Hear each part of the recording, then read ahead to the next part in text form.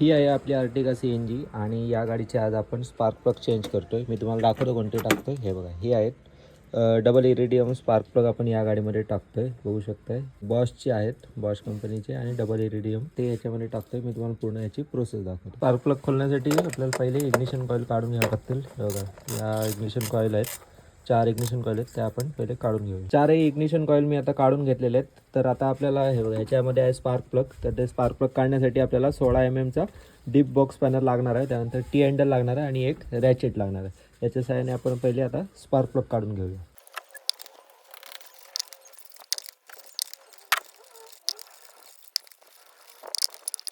आपल्या गाडीचे 4ही spark plug मी आता बाहेर काढलेले आहेत। बघू शकता, हा 1 2 3 आणि 4 आपण ह्याच्यामध्ये हे बघा, हे 4 नवीन स्पार्क प्लग टाकतोय डबल इरिडियमचे स्पार्क प्लग टाकतोय आता। हा बघा, हा स्पार्क प्लग टाकताना हे बघा एकदम असा हळू असा आतमध्ये सोडायचा। हा बघा, हा जो पॉईंट आहे हा डॅमेज होत नाहीये।